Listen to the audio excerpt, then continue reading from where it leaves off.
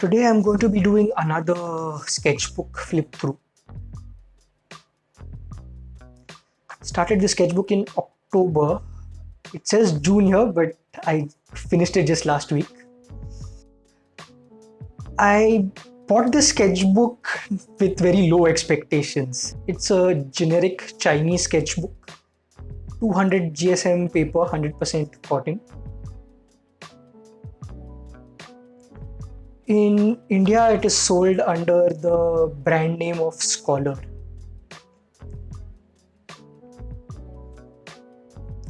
So this is me doing a test piece, checking out the flow, checking out the granulation.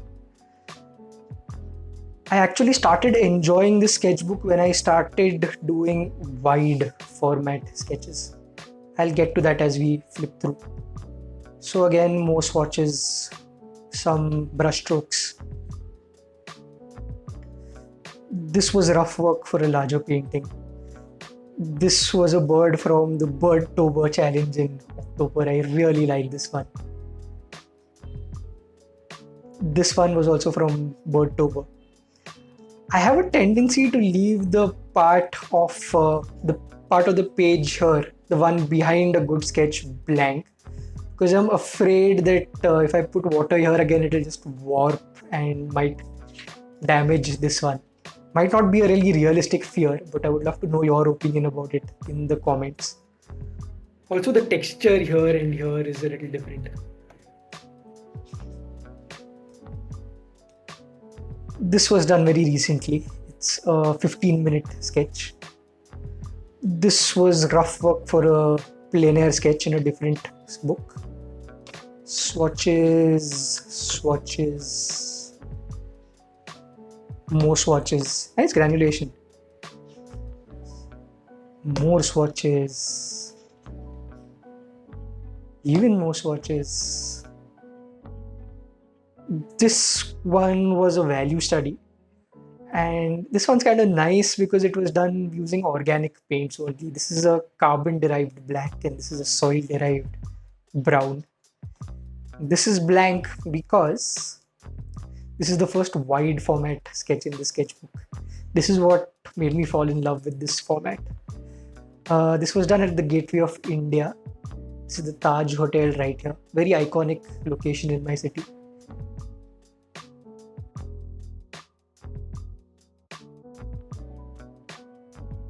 This is also from South Bombay, very old part of town.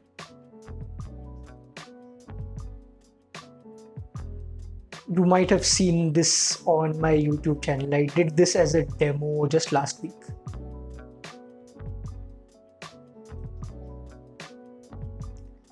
This is a temple right here in my neighborhood. Swatches. This one has a lovely backstory to it. So since this is a small book, I started carrying it with me when I went out nature journaling in the local tide pools. And one fine morning, a couple of fishermen spotted a shark in one of the tide pools. I was very lucky to have my sketchbook and paints with me, so this is a very, very fond memory. This is a reef egret from the same session. These are zoanthids, which are soft corals which are very common along the rocky shores here in Bombay. Value study for a larger painting, swatches. These were all done tide pooling and in ankle deep mud, if I recall correctly. This is a sea anemone. These are sea fans. These are the tools of the women who collect oysters here. This was not done through observation, but this is like a memory from this particular day. So I was in knee-deep water, knee-deep mud walking through this. And the fisherman was trying to guide me safely to the rocks.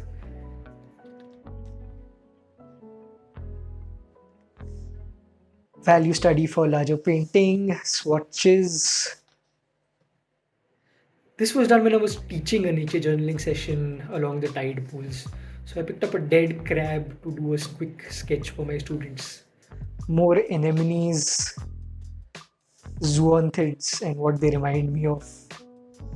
Hermit crabs in the zoanthids and fish which live among these. So this is me sitting as the high tide came in and noticing the sound, and my friend wanting me to get up quickly. More from the same teaching session.